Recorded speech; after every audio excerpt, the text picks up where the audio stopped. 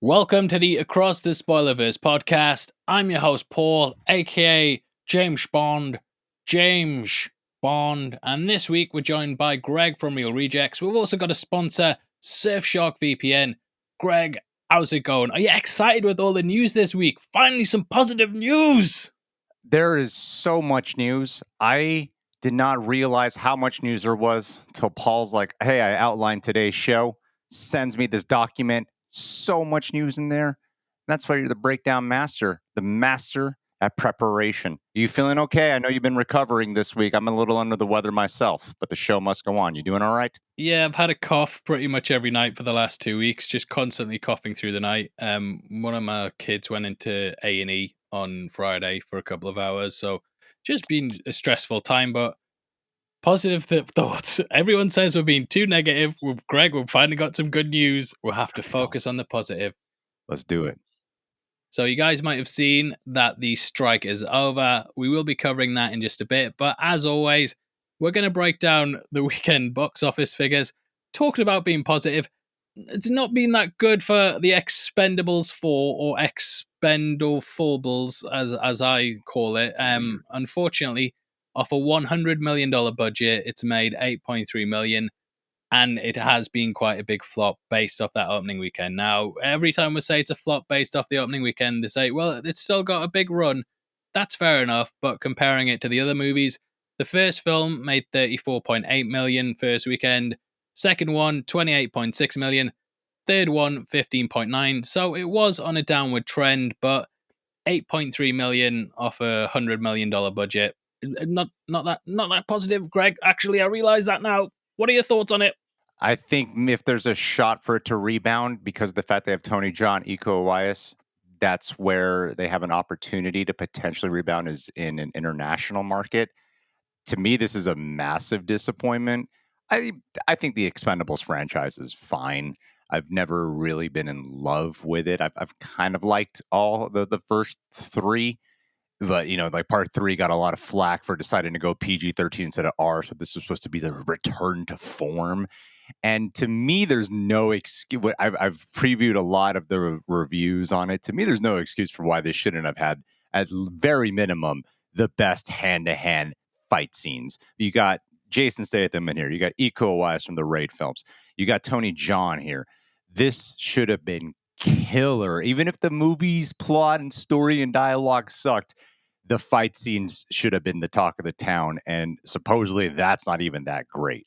So, yeah, it's a bummer. It's a disappointment. I do think I had this weird thought when I woke up this morning that if there's a way they could reboot the Expendables in like a decade from now, they could probably do some kind of 21 Jump Street type of style, the way how they took a serious show and then made some kind of action comedy out of it. So that was something that was like self-aware and a little bit satirical.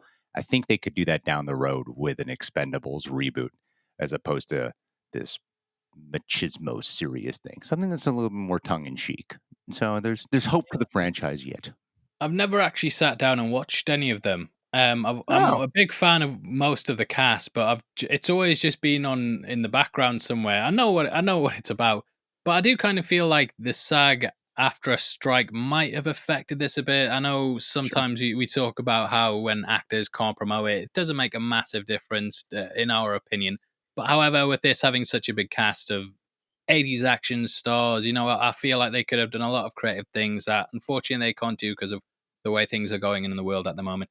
Also, the audience skew on this was, as suspected, it was more towards an older audience who might be waiting for it on streaming. Even characters like, well, not characters, but actresses like Megan Fox, even her base at the moment, it's not the young kids, it's more your late 20s, 30-year-olds that grew up with her. So there wasn't that massive skew towards young kids to go and see this film, which I feel like you sometimes have to do when you're trying to bring in all ages, because it's the kids who go see the movies, and that's why things like Indiana Jones and the Dial of Destiny didn't do as well as it could have, because it aimed more for that older audience who don't always go to the cinema. But yeah, good news for Oppenheimer. Whilst this is going on, it's now past $926 million worldwide, That's which what I'm is talking absolutely about. insane. yeah, I can see it hitting that predicted 950. Might even go on to do a billion. Christopher Nolan, I'm sure. I basically had a brand deal that hit me up and was like, "We want you to advertise this thing in your Oppenheimer breakdown when it releases digitally." Everyone was saying it was coming October.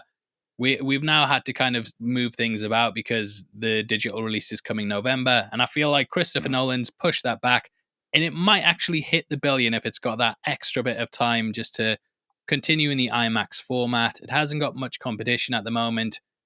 Nice IMAX format, yeah. It's going to be getting people in, and I might buy a couple more tickets, Greg, just to shill for the guy.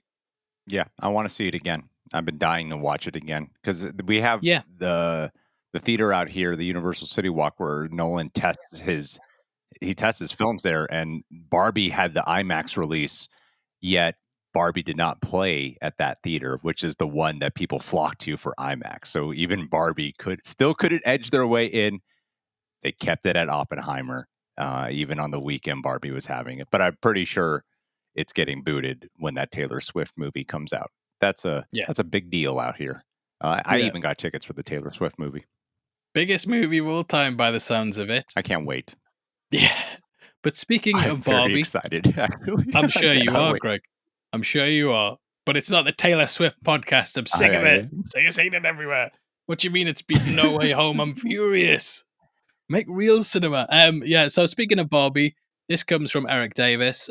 So Barbie's hit 630 million domestically, which means that it's now outgrossed the first two Avengers film and every single Star Wars film except for The Force Awakens. Wow. Yeah, so it's also outgrossed every single DC film to date as well, which is a pretty crazy. Yeah, Have you seen it yet? no, not yet. Still not seen it. Been Jeez. ill, Greg. Been ill. You're ill. You're ill. Watch a movie. You're ill. What kind of excuse is Yeah, that? I've been ill. I can't watch it. What a weird excuse. working too hard. But yeah, I got sent a TV show recently. The first three episodes of that are releasing very soon, and it's a Mm. TV show I've been looking forward to for a while. I've been obsessing over it, and we've got a very very in depth breakdown coming out on it. So I've just been working on that, getting that ready, and I'm not being able to watch Barbie. I'll bring it in tomorrow. I feel like I'm that kid at school who's like. He borrows something off you, and you're like, "Can you bring it back in?" I'm bringing it in. I'll bring it in tomorrow.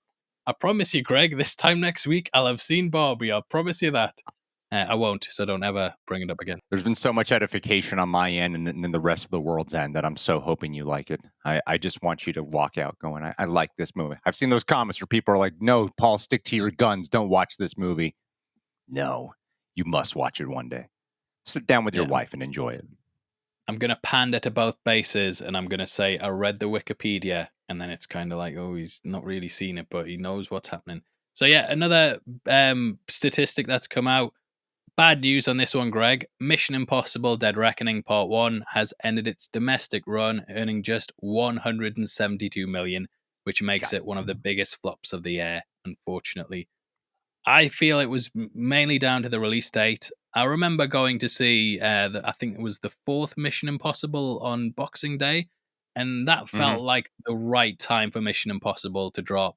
It's a big Christmas celebration, sort of what they're doing with Aquaman at the moment, where it's coming out towards the end of the year, and it's like an Avatar. You know what I mean? It's an event film. You go out and see it over Christmas. You have a good time.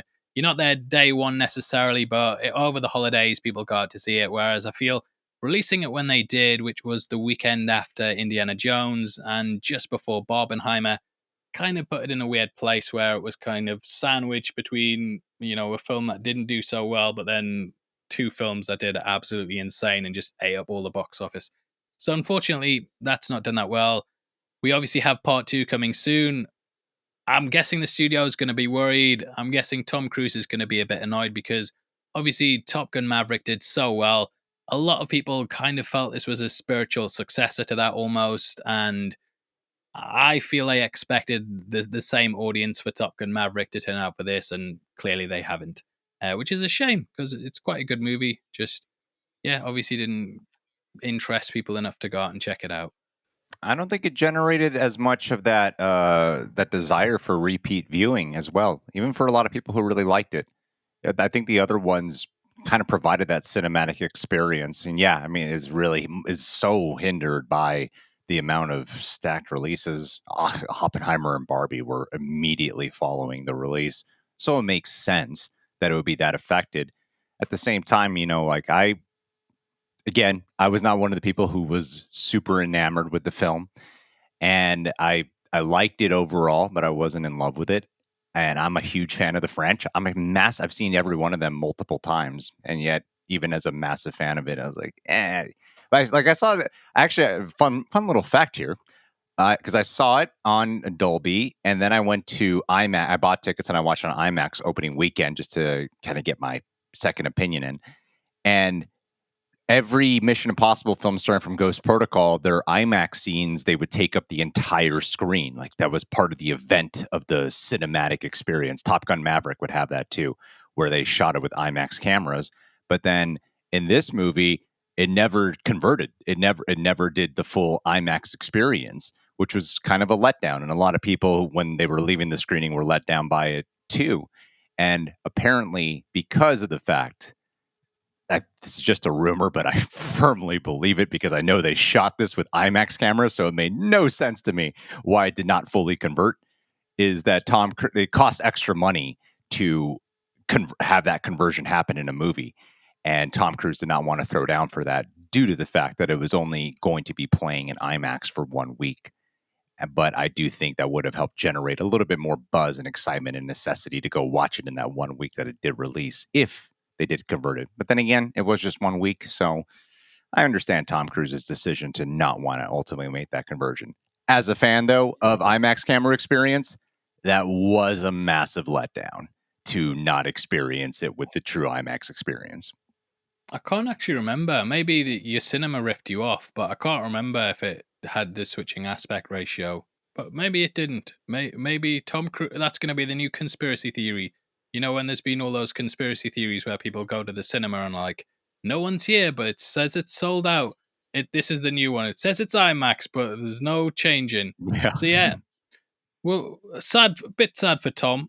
But yeah, some good news there, some bad news there. There were winners and losers. We've been super negative. We just read a comment before we started the episode about how negative we were. So we're like, we'll try and be positive for once. But yeah, those comments are really getting to us. Maybe you're being negative. So the strikes obviously ended. We're going to talk about that more in just a bit. But off the back of this, you might have noticed they've started announcing just lots of things that they've clearly had to hold back that they're working on because, that they don't want to basically be seen as scabbing. Now, one of the big things that's come out is that The Office is being rebooted and Greg Daniels will return as the showrunner. Greg, your first thoughts? My first thoughts are a question. Isn't there an Australian version coming out right now? I thought there's Really? yeah, I believe there's an Australian version that's supposed to come out on Amazon either later this year or early next year, where it's But like a female-led cast, but it is The Office, but Australian version. I remember Ricky Gervais putting out some statement about it. no idea, not seen it. There's like an Office cinematic universe. It's kind of crazy to know that. I love The Office. As a matter of fact, one of my relaxing shows this year has been revisiting The Office, and I never actually finished after Michael Scott left. I had an attitude problem when it was originally airing, and now I am at the very final season. I got about 10 episodes left of the final season, and I'm already feeling sad. That feeling when you're like, man, I've committed hundreds of episodes to this.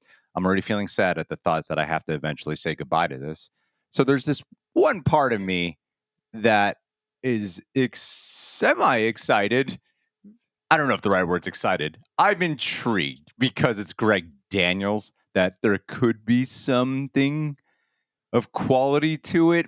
But at the same time, I think what people have been really like, everyone is constantly asking, for an Office reunion or an Office reboot, with the, like Steve Carell and stuff. Not a new cast of characters. That's what people have really been wanting. But I think no matter what you do, you're not really going to win. And if you have a shot at doing an all right job, Yeah. I'll watch the pilot. I'm not exactly excited, but I can't. I'd be lying if I said I wasn't curious. Yeah, definitely. So I was a massive, massive British Office fan. Like I literally can say it line for line from beginning to end. It was one of the first DVDs I ever got. The first Mhm. two seasons and then the Christmas special, and I was absolutely obsessed with it. Tried watching the American one. The first episode of that was pretty much a remake of Yeah, the first British one. Just didn't gel with it. Just thought they were doing impressions. Didn't really like it that much. Years later, checked it out again with the wife.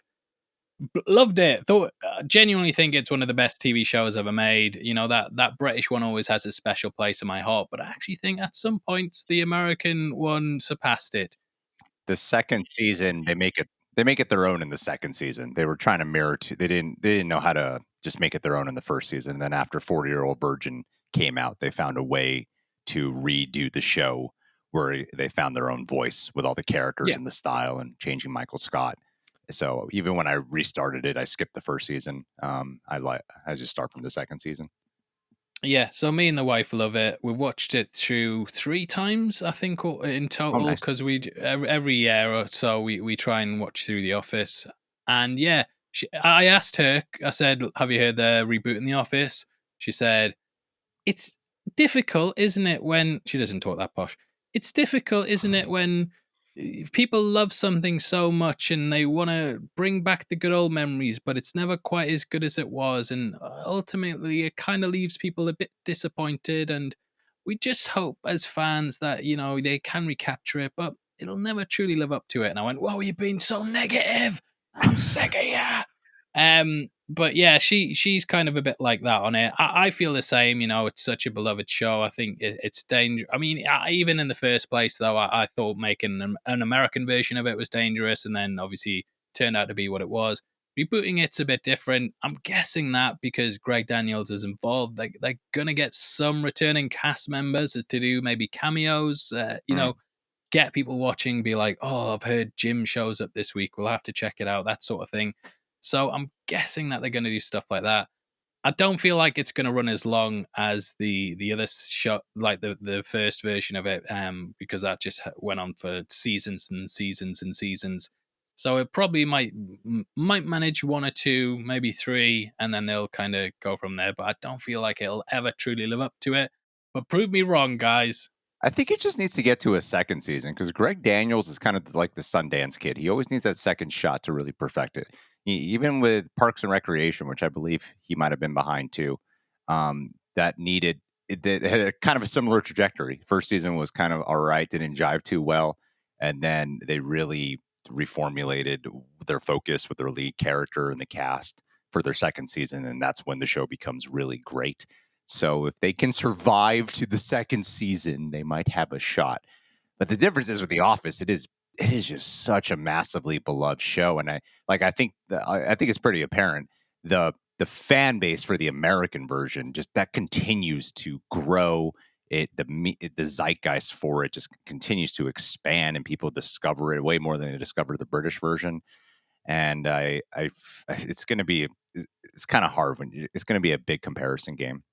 If anything, I feel Yeah, like an Extras reboot. I don't think they should reboot Extras, but I like the show Extras a lot too. I thought that yeah. was a Extras really is great really show, good. and I feel like that'd be more relevant to today in a lot more ways. Yeah, no, I think extras would be really good. Life's too short, or Life is short. The one with Hmm. Warwick Davis, brilliant, so funny. Oh, that's a funny one too. Yeah. So, Yeah, that Liam Neeson scene. Oh, I watched it the other day for my Return of the Jedi breakdown, and just absolutely kills me. mhm. It's so bad. It's so cringy. But yeah, lots of stuff to live up to. Hoping it's good. Greg Daniels being involved, that's got me feeling at least some faith. If it was just a completely random show, and I'd think, Mhm. but maybe if they get to that second season, or maybe they just knock it out of the park in the first one, we'll have to see. I think they kind of operate on audience feedback almost, and I Definitely. think you can really see the difference between season one and two. Like even the way the cameras are shot and stuff, it's clear they sort of filmed that and then learned and realized what all their mistakes were and decided to go in a slightly different direction and kind of fine tune and fix it for season two. Now, lots of things going on in the world. Obviously, I'm out in the UK. You're out in America, Greg. But Mhm. did you know with Surfshark VPN, I can instantly, at the flick of a switch, join the US, see what you guys get on streaming that we don't, and you can see what I get on streaming. Now, did you know, I Greg? do that. I do that. Did you know, Greg? In England, right? There's a special tab on Disney Plus called Star, where we've got all Mhm. the stuff you guys pay extra for on Hulu. You Mhm. just switch to England. It's all included. You get it all free. Don't tell anyone who might be watching that, getting in trouble. The the Netflix UK options are better too, a lot of the time, I gotta say. Debatable. We don't have as good of a movie range as you guys. Sometimes I'll check it out and be like, oh, all these like Spider Verse and stuff. We never get stuff like that. But yeah, Surfshark is basically an amazing VPN tool that can help you switch countries, but also beyond that, it keeps your data safe when you're browsing online. There's lots Mhm. of shady companies out there, cyber criminals, and basically people who just want to take your data, analyze it, potentially sell it on. And using a VPN, it just keeps that all safe. You don't have to Mhm. worry about it when you're browsing the web. And, if you've got a family member who might be a bit on the young side, doesn't exactly know what they're doing, just keep them protected by using Surfshark VPN.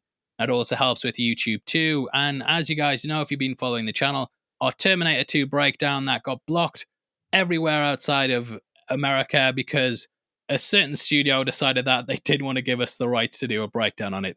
Now, I was telling people we're sorting it out with the copyright stuff, but it's going to take about 60 days to get that video back online publicly. However, if you just switch to the US, you can instantly watch it, and yeah, it really helped people out. Now, a VPN also encrypts your online data and helps secure your personal information when you use free public Wi Fi, which can often be a goldmine for hackers. Surfshark's Clean Web feature blocks ads, trackers, malware, and phishing attempts, allowing you to surf the web safely. Now, right now, guys, we've got a special deal where you get an extra 3 months free by using my code spoilers at the link in the description. So just go to the link in the description, use the code spoilers. You're going to get an extra 3 months free just by using that code. Yeah. Surfshark also offer a 30-day money back guarantee, so there's no risk to trying it out. So just go to the link in the description, use the code spoilers, and get an extra 3 months free. And yeah, check it out. Get yourself a lovely VPN. Thanks, I will thanks, guy. I would like to add that I am a staunch believer when it comes to VPNs. We were once hacked at Real Rejects, and I didn't even notice it was happening for a year where they were siphoning off money every month from our Google AdSense, and it racked up to thousands. It was just like it was a clever way of doing it.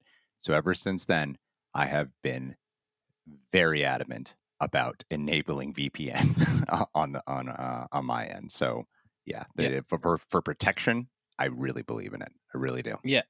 The cyber criminals are getting very sophisticated, and yeah, Hmm. this is just going to keep you safe. Put it on, you don't have to worry about anything.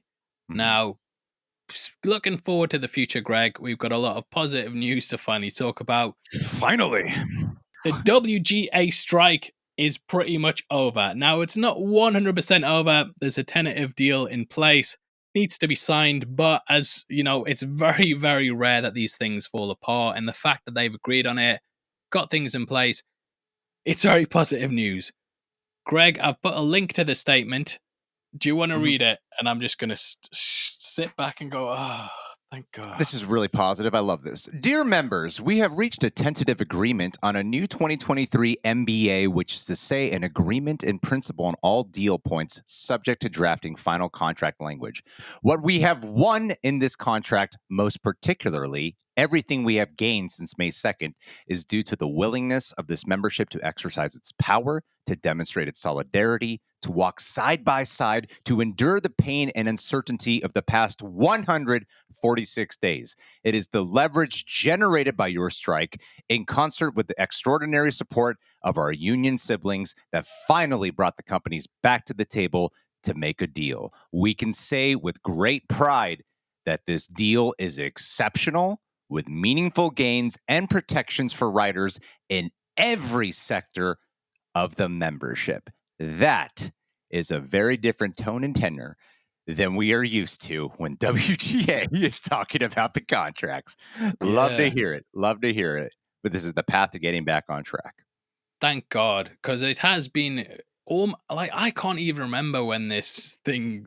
They've been on strike for so long. I can't actually remember life before they were striking, and I felt like it wasn't ever going to end. It was one of those things where, yeah, I yeah. mean, obviously the actors are still on strike. They're 74 days deep, and this 154-day thing shows how long it can really go on for. But it's brilliant news. They obviously sound very happy about it.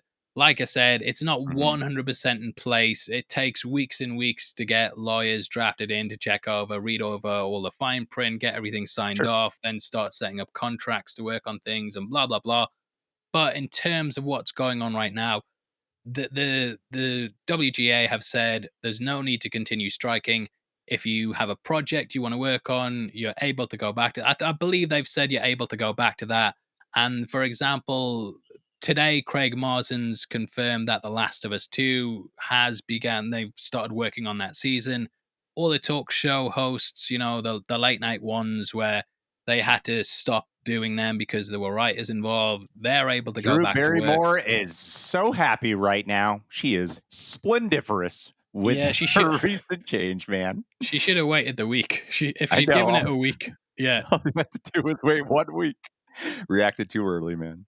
yeah. So very, very good news. Obviously, I'm very relieved for them. It's nice to see them get a win. From what they've said, we don't know all the ins and outs of it yet. I know some deals have been posted about, but Hmm. I'm sure that there will still be details that we don't fully know about yet. But just to hear how alleviated that sounds, and just for a victory for the workers, you know what I Yeah, mean? There's obviously two sides when these things come out, and whenever we've talked about it, I think our perspective and position's been very clear. But there's been people who've came from the other side and talked about stuff, and yeah, hmm, we've always been hopeful that would be a positive resolution that would be good for the workers, and it sounds like that's what they've got, and that's a real victory, and it shows, yeah, the power of unity, the power of union.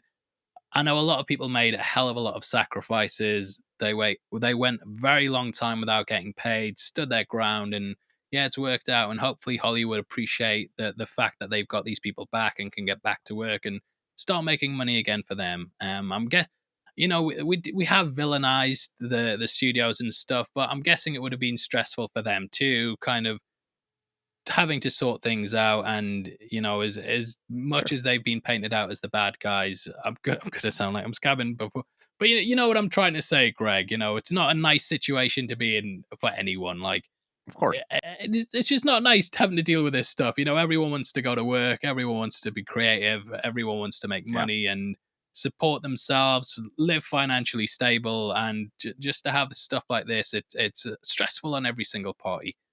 So great to hear that's in place. Mhm. Hopefully, this kickstarts things with the SAG after group, because unfortunately, they still can't go back to filming things yet. You might have remembered earlier in the year when the strikes first happened, the writers went on strike. The actors kept working anyway, Mhm. but now we're kind of in the opposite to that, where the writers are back to work, but they're not filming because the actors are still on strike. So Right. yeah, what's your thoughts on it, Greg? What did you think? Are you happy? Do you think the SAG strike's going to get shut down? Well, not shut down, but they're going Mhm. to negotiate very soon and get things in place. I think it helps give them a decent guide on what they can do because they're asking for it's like similar terrain, but plenty of differences at the same time of what they're asking for because the field is different and what is put on display is different. So I think it could still go on for a while longer, but this gives hope and at least get, and like I said, a decent guide. Right now, I'm just really happy that we saw. I didn't think this would actually get resolved until, even with the writers, until 2024. No matter how many times it looked really close, but I am genuinely feeling really happy about it because on a very biased personal note, like one of my main, as Paul really knows, one of my main passions is actually screenwriting. That is actually my main passion, and I think even on my channel, whenever we review movies, it's where my writer brain is usually the thing that's kind of reviewing stuff. And I was like, I want to say 3 weeks before I'm not going to go into too much detail about it. It was like 3 weeks prior to the writer's strike actually taking place. I had a script that I was working on with a pretty with a okay uh, director of sorts, and it was going through a really well regarded agency, and then the agency really loved it, so they started to actually pitch it really fast. And it was gaining this momentum, and I was like texting Paul, like, "Oh my god, it's going to this production company." Oh my, I was shocked. I've never had anything of that sort ever happen in my life, where it was going through like these people that you guys would know who they are. And then the writer's strike happened. And at first it was like, well, that's a bummer that finally started getting momentum in my life for this big passion of mine. But, you know, really quick into the strike actually happening, I quickly realized that, well, no, this is a good thing. Like my life currently is not depending on, income from being a writer. And what they're fighting for, it's like they're doing the labor, the sacrifice, they're putting in all the hard effort. And I'd rather have something potentially sell post this, where I can feel a little bit safer and more protected, because the cliche was how, especially for up and coming or new writers, of how dicked over it can easily be. So I'm really grateful for the fight that has taken place, and for that thing getting put on hold and allowing me eventually sometime soon to be able to go back to pitching this. I don't know if it'll get sold or not, but either way, I'm not going to stop writing. I'm not going to stop pursuing that. And this just makes me feel really happy that they managed to pull off this fight. And just hearing, I don't know the details, but just hearing that last statement, I'm like, wow, they seem actually genuinely enthusiastic about, hey, we actually got something good here. This is and the cliche of being a screenwriter is just how dicked over you are all the time. And so I'm just Yeah. grateful right now. I'm feeling very grateful on a personal note, and hopeful for my own future, if because at the time people were just telling other screenwriters I know, like actual working screenwriters I know, were saying you should just take whatever deal you can get, just whatever one, doesn't matter, just take it. And now I'm like, oh, I might have some level of security here. Yeah, well, I've just been reading some tweets online, and there's been lots of people, well, X's online, and there's been people who've actually said a very good point, which is things like the Drew Barrymore situation. There was a lot of backlash to it, and last time with the writers' strike, there wasn't really that backlash when it came to these late night talk shows and guest Hmm. stuff. And I think there was a lot of people who actually stood strong with the writers and the actors now, and it was very publicized. And the studios were definitely, I feel like they might have realized they can't get away with what they could have in the past, and this might have made the deal better. But yeah, Hmm. shout out to the entire union. Well done, guys. You had a lot of support behind you. The deal's obviously worked out great. Well done. I'm very happy for you guys. It's been a hell of a long time that we've been covering this, Yeah. and finally some positive news. Finally, finally, finally. So yeah, well done, guys. But now Lowest on, viewed podcast on the Heavy Spoilers channel. We yeah, went too positive this time, Paul. Too we'll positive. we'll find a way to clickbait the thumbnail. We'll put Bob Iger looking angry and someone behind him looking happy, and you guys, you Yeah. fall for the same tricks every time. Ha ha ha! Ending the strike, the right choice. Yeah. Now, speaking of people who fall for the same tricks every single time, there's a Martin Scorsese interview that's came out, Greg. I did not read it, Paul. Greg, if you let's be honest, if you were a journalist and they were like, you've got 15 minutes with Martin Scorsese, mate, you can ask him whatever you want about films, movies, whatever you want. What you gonna ask? I would ask him, what's your opinion on comic book movies, Martin Scorsese? Help me get this article seen. I want to Yes. know. Martin Scorsese is my favorite director of all time. All time. Favorite director of all time. So I would have so many questions. I am so excited for Killers of the Flower Moon. I'm Yeah. chomping at the bit to get good seats, man. It's really hard to get some good seats. And it's also the weekend the Taylor Swift concert's happening. I'm like, God damn it, this is really there's gonna Ugh. be a lot to squeeze in. It's a lot to squeeze in. And all I saw were quote tweets about, because you sent me the article, And this article's thick. It's really dense. There's a lot in here. Didn't read it yet. But then I go on Twitter. So I'm like, why is Paul sending this to me? And he's trending. And of course, it's all about what his opinion on franchises are. It has Yeah. nothing to do with any of the amounts of depth that I'm sure are in here that give you a really good insight into the mindset of the well-revered, legendary director that is Martin Scorsese. But it's all about his opinion on comic book movies and what franchising has become. It's just more of the same. Like the quote tweets were kind of just more of the same of what Yeah. he's already said prior. I, th- I think But I think hell for Martin Scorsese is him making like putting years and years of his life into a film and then sitting down to talk about it. And the first question is, "So what did you think about the Marvels, mate? Are you excited to yeah, see the Marvels?" So that's pretty much what's happened. So he was asked, as talented and dedicated as you are, can filmmakers just make movies that they want to anymore? And he said, well, the industry's over. In other words, the industry that I was part of, we're talking almost, 50 years ago. It's like saying to somebody in the 1970s who made silent films, what do you think's happened? But of course, Scorsese has theories. So the interview says, they've done the quotes weird, but he says that studios are no longer interested in supporting individual voices that express their personal feelings or their personal thoughts or personal ideas on a big budget. What's hmm happened now is that they're pigeonholed into what they call indies, which is very true. You know, if someone makes a smaller film where they put their all into it, it's often seen as an indie film rather than being like sure. a big franchise. But we'll see. Maybe that might change with a creator. But even that still kind of feels like a studio film almost. hmm And then he basically gets described as a retrograde defender of how things used to be because of the way he makes film. You know, he goes more towards cinema rather than being like big budget, over the top special effects things. And then of course what they're trying to do is basically pitch it, like get him to walk down the path towards talking about comic book movies. And what he said is that there's a little quote about Christopher Nolan, which I'll quickly dig out.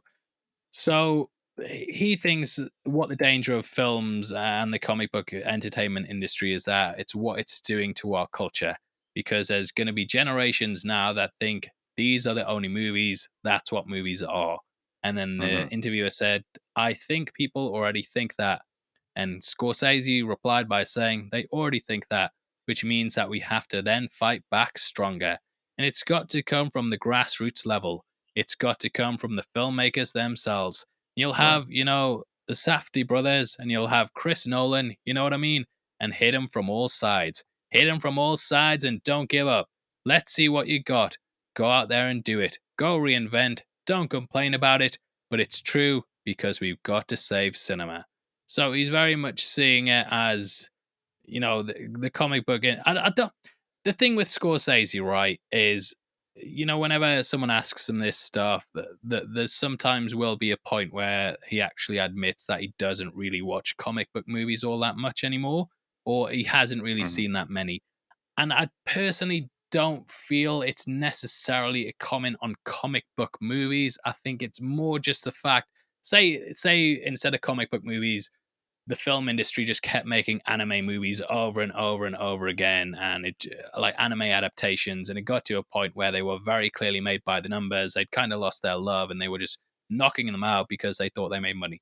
I think Scorsese would be saying the same thing about them. It's more the fact that comic book movies in general have dominated the industry and almost pushed other things out that would normally get made, but studios are so focused on making these films that it because they there was a point where they made so much money back that's kind of died off a bit, because I think people are getting a bit sick of how little they're sort of changing and doing different things. And I think Scorsese would be saying the same thing. But obviously, comic book movies have got a big fan base; they're very popular, and that's kind of why he gets steamrolled towards answering these questions. But personally, I feel what he's saying is that it's almost like a death of creativity. The fact that they're Yeah. constantly doing the same things over and over again, which I even feel watching them sometimes. But yeah, what do you Yeah. think, Greg? I mean, I think he's talking more about just franchise filmmaking in general. You know, you could apply a lot of what he's saying to something like Fast and Furious. They get these directors for the Fast and Furious franchises, and they had James Wan direct one of the really good ones, Furious 7. That F. Gary Gray on board. They get these directors, and I cannot see their distinct voice on them. Like they a lot of times they're just a hired hand. In some ways, it's equivalent to we were just talking about The Office, and on a recent then this recent season, I saw one episode directed by Bryan Cranston, another episode directed by John Krasinski, and I know I've met a couple of directors who have talked about working on network TV where it's still just a writer's medium and an editor's medium. You're not really directing or providing something truly unique or new to the game. And this is what a lot of directors become. We're going to talk a little bit about Nia DaCosta and the Marvels later on, and I imagine we're going to bring up something that she talked about recently. And this is sort of what studios pump out with their franchises is formula, director not really being able to provide the creativity, their ingenuity, have a unique vision to it, and it's a lot of control behind it. And I think that's more of what he is talking about. And I don't think that there's actually anything really wrong about what he's saying. And I feel like most of us have already caught on to that fact. We know that Marvel is such a committee machine, and rare is the day where you get that unique perspective. I've been rewatching Loki season 1 in preparation for season 2, and I forgot just how brilliantly shot that show is, and how it had a distinct voice to it, and then how it was later followed up by Multiverse of Madness, which I really, really did enjoy a lot. But you could feel it being at odds between a Sam Raimi unique voice and then having to trim it down and be an MCU movie and meet, a checklist. And I think Yeah. it's kind of franchises in general is what, because he even talks about it. He says here that doesn't mean that you don't have incredible directors and special effects people doing beautiful artwork. And a lot of it is kind of I don't want to say disposable or necessarily forgettable. It's a lot of it just doesn't really stick with you. It's kind of weird how we get movies that cost like hundreds of millions of dollars. And most of the time when you stop watching it, you don't really think about it. Like they don't really lead to well, most movies don't really lead to a reflective experience anymore.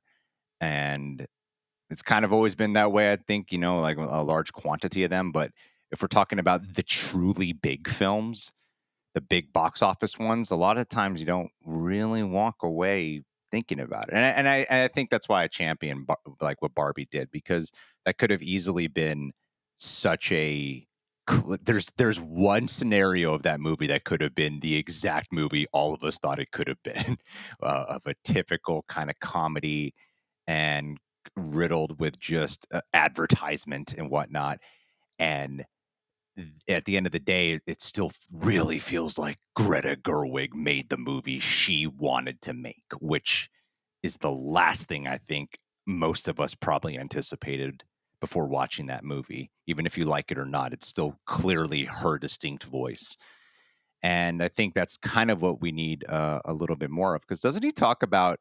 He talks about in this article at some point, if I'm not mistaken, which I thought was really interesting, of how he left Warner Brothers after The Departed because they wanted to franchise it out. And I thought from day one they wanted to do like the sequel with Mark Wahlberg's character. And I thought from day one that was a strange choice. And I didn't realize he actually left Warner Brothers because of that, which is surprising because for the longest time, he's one of the biggest directors of all time, yet he didn't win an Oscar until that movie for directing. And I thought there would have been a sense of, oh, this is where I belong. And it's kind of crazy that both Yeah. Scorsese and Nolan have left Warner Brothers because of their way of handling stuff. Well, we kind of saw something with the discourse around the Joker 2 when that was announced. Like, I remember saying, "Look, I'm really excited to see a sequel to Joker," but there was lots of people who were like, "No, they're ruining it. They should have just left it at that one movie. Did really well, really critically acclaimed. Lots of people enjoyed it. Think it's one of the best comic book movies of all time." But I Hmm. was like, "Oh, I'd love to see more."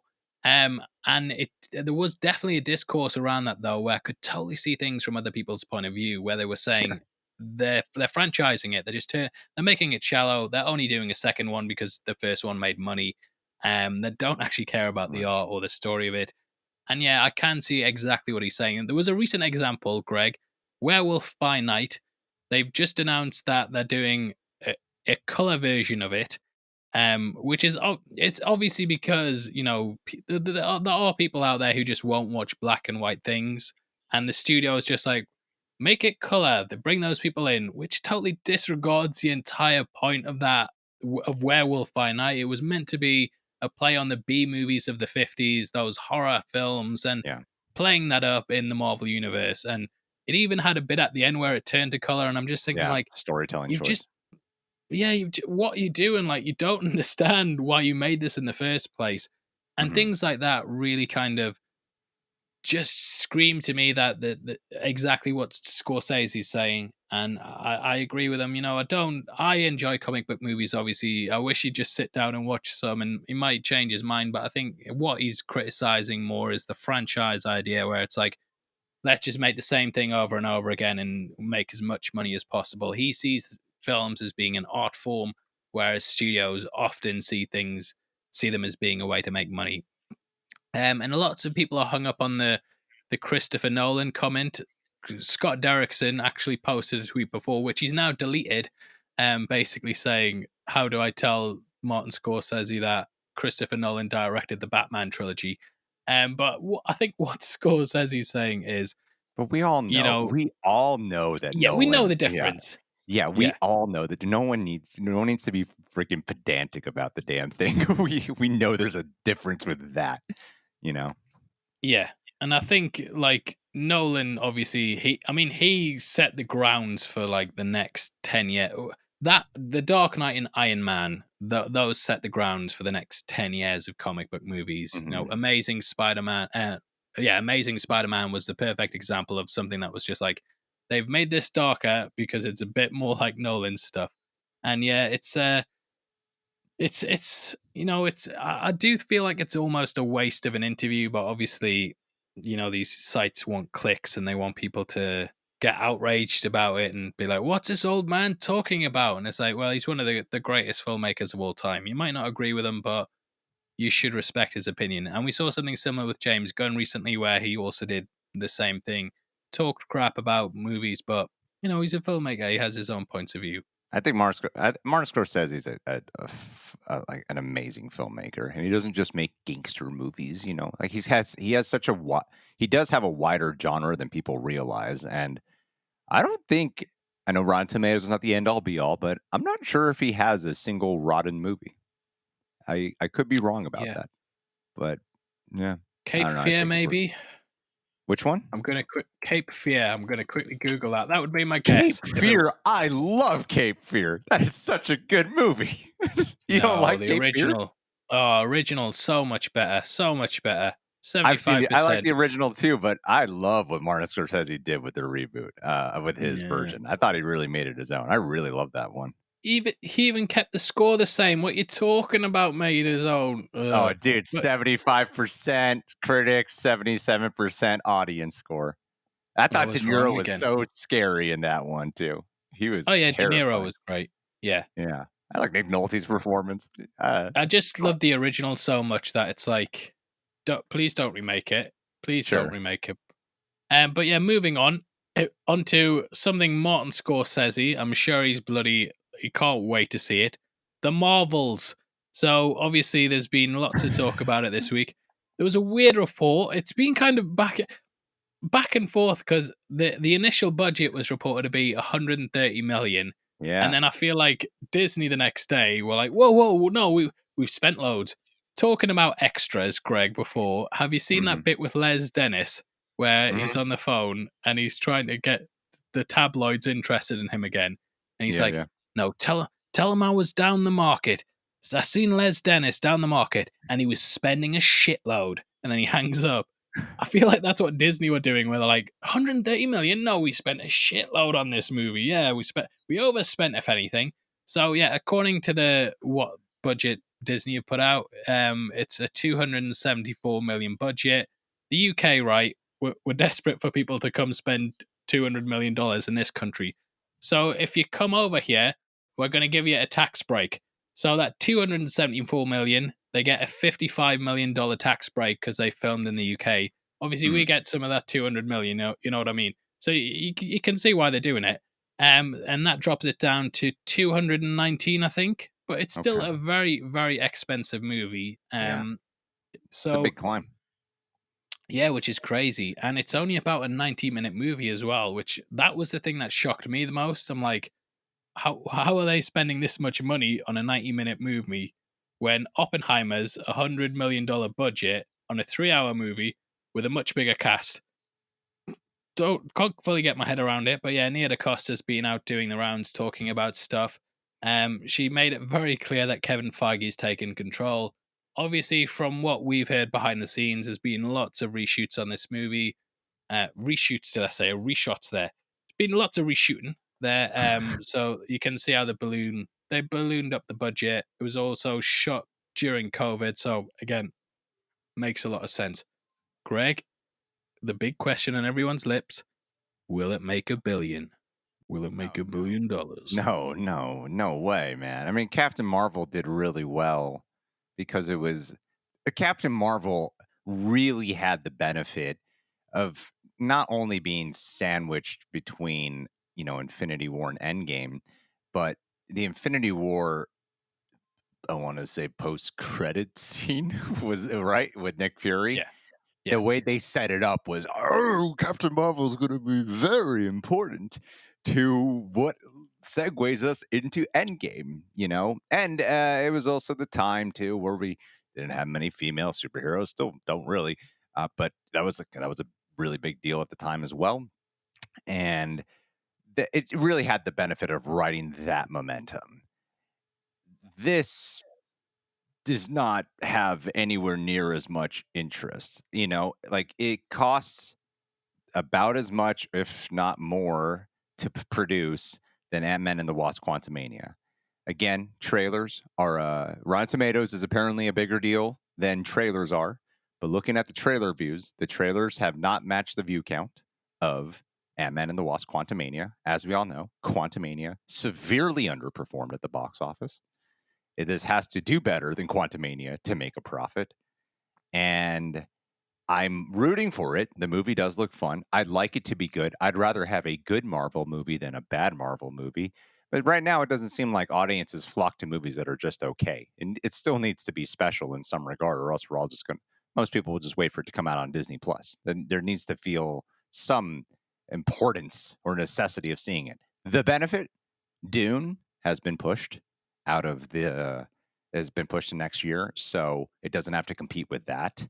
And if this has good word of mouth, who knows? But it's freaking like, especially Iman Vellani. I cannot stress this enough. I think she is one of the best cast people in the MCU. I love her casting. I think she's very underrated for like just how pitch perfect of a casting choice she really is. It's seamless, natural. So I am insanely excited that she gets to have a big screen debut following up from Miss Marvel. So I there's things in here that I genuinely as a fan am really, really looking forward to. I don't want it to fail. I still do think that it's got a hurdle to overcome though, man.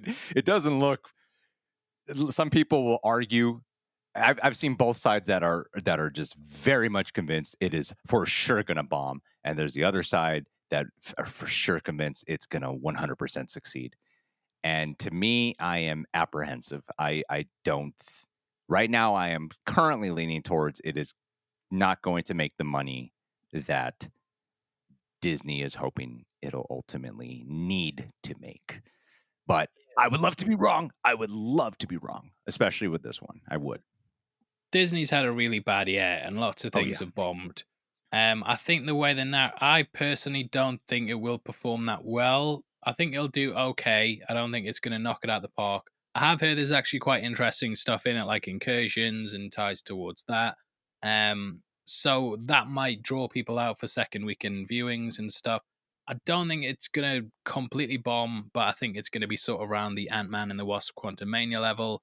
Mhm. That's partly due to the strikes, but I think the way that the narrative after it will get spun is like, oh, Marvel's gone woke and they've ruined everything. I, I can see those headlines already, but Of course. personally, I think the days of the billion-dollar blockbuster comic book movie are pretty much over. That's how I feel. I think that it will probably be that way for a while. I think For a Deadpool while. 3, yeah, I think maybe up until Secret Wars, I can see that. Possibly Kang Dynasty doing it beforehand, but maybe the Batman 2, when the hell does that release anyway? That might be after it. But I think the days of those $1 billion, they're not, I unfortunately, I think Joker very 2 close. will be a billion. I can see Joker 2 being a billion. Yeah, maybe. Yeah, you could be right there. To be fair, yeah, you could be right. But in terms of like, Multiverse of Madness didn't crack it. Guardians of the Galaxy Volume 3. Let's look at that for a second. That is the final Guardians film. Everyone was thinking like, Mhm. oh, some characters are going to die. Oh, it's the big send off of the team that we absolutely love.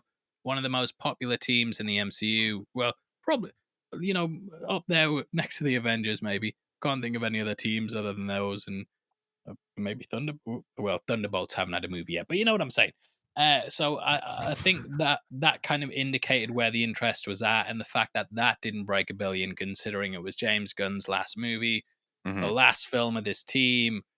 Everyone was expecting, someone to die, and yeah, the fact that that didn't do it kind of indicated for me that I don't think the Marvels will break the billion.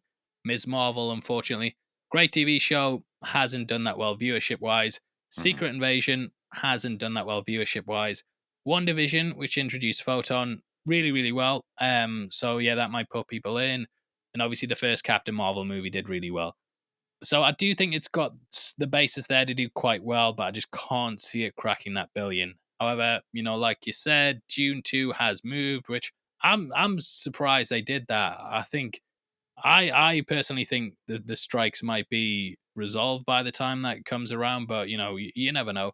But Oppenheimer managed to do it, close to a billion without having any of the cast out there. So who knows? But yeah, lots But of Oppenheimer still had their cast almost to the finish line of until the strikes happened, right? Like they were still no. they were They at the premiere for half of it. Yeah, they went to Yeah. the premiere and then walked out, Yeah. and that was it. You know what I mean? It wasn't like it wasn't like they were there for doing the whole press tour. They got to the premiere and were like, right, what time's it? Oh shit, strike started. Fuck off. It was like, but I'm really enjoying it. Yeah. Like, no, you've got I to leave. You've got to leave. No, come on. My scene's coming up. I'm just about to be in the movie. No, get the fuck out, mate. Casey Affleck, get the fuck out. So, so yeah, that was Nolan saying that as well, and he was like, "I'll tell you what happened. I'm gonna sit here." I wonder if they've seen it, Oppenheimer. Actually, does it count oh, as scabbing if you go and pay for a movie that you're in? I didn't even Because think about that. Is it scabbing if you pay to go watch a movie? Or yeah, is it just promoting? maybe Yeah, I I don't don't know. know. Maybe they've not seen it. Poor Casey Affleck. Well, not poor him. We all know what Poor he was up to. Casey Affleck. That's the quote of the video today. Poor Casey Affleck. Don't clip that out of context and put it on Twitter. I'll be in a Yeah, lot of trouble. Um, so yeah, I don't think it's going to crack the billion, and I think audiences in general are moving more away from comic book movies. 3 years ago, if Martin Scorsese had said this, there were pitchforks out for that kind of shit. Everyone was going to kill yeah. him. This year, everyone's like, he might have a point. He Right, might yep. have a point. He was And look onto at something. Yeah, yeah, and look at the biggest movies this year. I'm sure somewhere we reported that the top three. This is the first time since like 2001 or something where the top three highest grossing movies of the year haven't been sequels. right. And though some were connected to franchises like Barbie and Super Mario, things like Oppenheimer, it's shown the audience is kind of moving maybe towards, looking at different things because Yeah. we have kind of seen these. these superhero movies a lot. That there's not that many out there that are reinventing the wheel. Even though I like the Flash, that should have been like this year's No Way Home, and it's clear that it just didn't connect with audiences, didn't interest them, and yeah, Well, I think the Marvels it'll do okay, but I don't think it's gonna completely break the bank I and mean, to do crazy Scorsese's numbers. point of not giving I kind of feel like maybe audiences aren't getting enough credit. Like franchises in general seem to be dipping. Fast and Furious, Yep. that's been going downhill. Mission I mean, yeah, the Impossible, DC universe has been in shambles, and all of the DC movies this year have not done well. And Indiana Jones, Indiana Jones, I feel like there's another one. Is there one we're missing?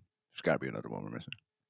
bombed Not sure. completely. We don't even remember it. Don't Get it remember. out of my sight. Little Mermaid reboot didn't do as strong as I hoped. That kind of counts. Yeah. It did Um, okay, and but it didn't break the billion they were expecting. and also, yeah, I mean, with Marvel's, back to the point about if the SAG strike, if it happens to be over in the next month, that'll be good. That could help the Marvels because I think the reported decrease or negative box office effect is 10 to 20% on box office. So if they can get that SAG strike over and start pushing Brie Larson and Gianna Paris and uh, Mon Vellani put them on hot ones, get it going, get them on their wired Yeah. autocomplete interviews, get it all going. Then there might be a chance to really see what they can, how much influence actors really do have on a box Yeah. office. They're Uh, I mean, they're all like when they've acted in like photo shoots before and hung out together and stuff. They've been so funny, and I think on a press tour, those three would really be yeah. good and help sell the movie. And yeah, it's just about that kind of rapport. And I actually think they would benefit the box office quite a lot. I've talked about how some stars I don't really necessarily feel like it makes a massive difference. But yeah, I feel like those guys in a room together, just busting off jokes would hmm be good promotion, kind of thing you could clip and then yeah, just put it on Twitter. Don't click the next video of me talking about Casey Affleck. Just turn the sound off for that. Swipe it Poor away, swipe it Casey away. Affleck. Poor- Oh Jesus that should be the Christ. thumbnail title. Poor Casey Affleck. Oh, Quotes imagine. dash Paul. That should be Yeah, it right there. you in the background going like, and me at the front doing that like a Mr. Beast thumbnail. Disgraceful. So speaking of disgraces and people that have been cancelled, Justin Roiland's been replaced, and the new Rick and Morty voices are now out. Here we go. Greg, what did you think of them? I haven't heard it yet. I'm apprehensive about You hearing son it of a because bitch. is it worth it? I'm sure they're good. They sound pretty much the same. I actually played the trailer and I was like, oh, I don't. Like it crossed my mind. Did they film this before all the cancellations? Not film it, but you know what I mean. Record the voices before all the cancellations went down. They didn't. Morty sounds a bit kind of not off. I would say it was the same person's voice if they were older. Mm. So they might go with a whole, he's a teenager, he's growing up, his balls have dropped, something's happened, his voice has changed slightly. My But as far as Rick goes, I think it sounds exactly the same. And I think if you didn't know they were different voices, you would have no idea exactly what it is. I guess You would just think it was the same person. I guess my main thing about it is that sure I never doubted for 1 second that they would be. There's been like great impersonators on TikTok alone when it came to them. People can do great impersonations of them, so of course they were able to find someone. So none of that's like a surprise to me. And kudos and congratulations to someone who got that voiceover gig. That's amazing. Sure, I hope they get paid well for it. They've The actually kept it quiet who it is. They're not Oh, saying really? which. Yeah, they're just That's saying it's smart. like a secret voice actor. So I'm thinking deep down, what if it's Justin Roiland It's again? just as And he's relevant with yeah, under a pseudonym. Yeah, under some other name. Yeah, that'd be funny. But if it's let's say it is just someone else. Justin Roy yeah. and he provided such level of improv that was not everyone who's talked about when it comes to Rick and Morty, a big part of writing around it and crafting an episode revolved a lot around the improv that he would provide. So it's more than just the voice work. It's more than just delivery. And it's also he knows the characters so well, obviously. He lived him, he breathed these characters into existence. So it's not just about getting someone who could do a voice. You need someone who can really embody who the characters are, and also have the level of improv skill as well that helps drive a lot of the absurdist elements and craziness of what makes Rick and Morty. And that's the part of it that yeah, I mean, it's not just Justin Roiland. You got a team of writers, you got animators, you got a whole bunch of other people surrounding what makes a Rick and Morty episode a Rick and Morty episode. It does. I guess we'll see how much of that essential ingredient beyond just voice work was Justin Roiland when it comes to when the season comes out. They're gonna need it to be great. They're really, Yeah. really, really gonna need it to be great. Because if it dips at all in quality or execution, the the audience voices, they will be heard. Yeah, so Adult Swim have actually come out and said that they're gonna keep the voice actors secret until the season 7 premiere. And their statements being, Yeah, we want the show to speak for itself. We good. believe in the strength of the season and our new voices." That's smart. So yeah, sounds That's like it's really smart. AI. It's gonna be AI, It and everyone's could gonna have, be like, "Oh crap!" could have been AI. Yeah, they Yeah, honestly could. I don't see why yeah. they just didn't do that. Yeah, so that's the big one of the big stories. Now, Hmm. lastly, we're going to talk about the Nielsen streaming chart. So, Hell yeah. Greg, sometimes we make mistakes. We didn't actually think that Ahsoka had done all that well. There was think reports released from Somber TV. Disney were like, "Whoa, mate, 14 million people watched it." We now have the Nielsen numbers in, and it's actually done really well. So off its 2 episodes, it's had 829 minutes viewed per week or something. I don't know how this whole thing works, but in comparison to it, it's only got 2 episodes. The next one up above it is Grey's Anatomy, which has 417 episodes. That got 932. Suits is actually number one in the streaming charts, if you can believe it, Greg. We need to start covering that. Have you Jesus. seen So- Suits? no, I've never, seen never. I've saw I didn't even know it was a big show. I saw a clip of it and I was like, "Huh, this show looks good." And then I watched the first 3 episodes and I loved it. It's a fun show, man. It's really enjoyable. Yeah, yeah. I need to watch it out. So that's number one still, 135 episodes. Bluey, that's got 140. Who is Aaron Carter? That's actually number two with 7 episodes, and that's got 1,000 minutes. So not even that much higher than Ahsoka, considering how many episodes there are in comparison to that. So Ahsoka's actually done really well. But they're We lumping were. Ahsoka as 2 because some of these are just 1 episode that It premiered. was the premiere. It was the premiere. They're So they're the go the Nielsen charts haven't counted from episode 3 onwards. I don't think. so they're counting as episode 1 and 2 as okay, a 2-episode debut, but some of the comparisons they're making are the thing like saying, like, beating Loki, but Loki only had, like, a 1-episode premiere. Yeah. So it's kind of a weird comparison, especially when you're doing this off of minutes watched? Yeah, it's a bit of a weird thing, but yeah, that's how the numbers have come out. We're back to shilling for Disney again, Greg. People are calling us a shill this week. Hell yeah. Top 10 streaming movies. You are so not invited to my bar mitzvah. That Adam Sandler movie with his daughter. That's number one. I heard it was a good nepotism movie, though.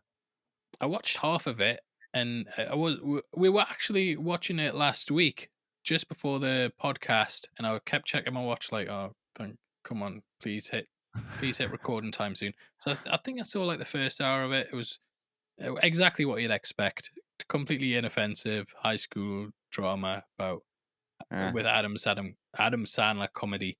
But I heard she was actually good, though, the daughter or of the Sandman. I heard she was actually good. Yeah, it seemed fine for what it was. It wasn't. I don't think it was that demanding acting wise. It was just kind of be yourself, a high school student, The and you'll Sandman do way. well. Yeah. So the Flash came in at number two. People have been like a bit down on it, saying that its numbers are the lowest DC EU film in terms of streaming wise, but it's just continuing the whole But story with the Flash, which is like kind of sick about droning on about it. I feel like that movie's just so centered around lots of other things at the moment, the conversation topics, but it did hasn't. well on video on demand, Yeah, so suck it. yeah, and then number 3 is The Monkey King, 4 is The Pope's Exorcist, What is the 5 was Monkey Hot. King, Paul? What's the No Monkey idea, no King? idea. 5 was Heart of Stone, which I watched, that Gal Gadot film. Yay. 6 was the Super Mario Brothers movie. 7 was Guardians of the Galaxy Volume 3. 8 Sweet. was Vacation Friends 2. Never heard of that. 9 on Disney was Moana. Still Mhm. doing well. Can see why they're doing a live action remake of that like 5 years after it released. Hell yeah. And lastly, Greg. Lastly was The Black Demon, which I've never heard about. But yeah, that's this week's show. Thank you again to Surfshark for sponsoring us. No doubt they'll be like, "Can you change that line in the advert where you mentioned that thing?" And be like, "Oh, we've already recorded it. We can't do it." But yeah, Sure. definitely check out the link in the description. Go check them out. Keep yourself safe online. Make sure you also follow us on Spotify, Amazon, if you're on either of those podcast networks. Please leave us a review because it genuinely makes so much. Takes 2 seconds to do. This is your job this week, mate. I'm giving you an impossible mission. Pretend I'm Tom Cruise getting that mission out to you. Be like, I want you to be part of the team. We're going on a heist. What's the job, Paul? 5 stars on whatever podcast network you use. It's an impossible mission, and then I'll play some dun dun dun dun dun dun. Do it now. Dun dun dun Dun, dun dun. dun dun. It's No, calm you'll down. get Dun, whoa, dun, whoa, be dun, dun. careful, man. Remember I got a copyright claim for doing that? Yeah, I do actually. That was a Pretty real crazy. thing that happened to me. I just Yeah, with my mouth, very I strange. got a copyright claim. We own your mouth now, We Greg. owe you no. Paramount Pictures here. We own it. You can't make any noises that sound like they might be the Mission Impossible theme. That's the Um, craziest day ever. so yeah, hopefully you guys have enjoyed this week. I'm very happy and alleviated that the strikes, for the writers anyway, have come to an end. Actors, I'm staying strong with you, but I feel like the deal is going to get locked very soon because they want to get back to work, and there's no point getting the writers' strike out the way and be like, whatever, we'll push the actors one back a couple of months. So yeah, hopefully we'll hear on that. I'd love if it was this time next week, but we'll see what happens. But any final thoughts, Greg? Anything you want to roll back? Anything you want me to edit out? We'll make a clip on TikTok. I guess I'll clarify that when I said that I don't see why they didn't just use AI for Justin Roiland, that I was being sarcastic. Mm. You were being sarcastic about the Casey Affleck stuff. Like none of that's. Yeah, but thanks again, guys. Hope to see you back next week. Hopefully, we've got some more positive news. Hope you guys watch this video with the positive news because we only do negative to get those sweet negative clicks. Even though we've been doing nothing but positive news for 5 years now, and the channels have both been doing really well. But yeah, we decided to go negative at the last minute. You suckers, you fell for it. No, take care, and thanks again for all your support. We're very privileged to have you guys listening to us every week, and we love you. Love you.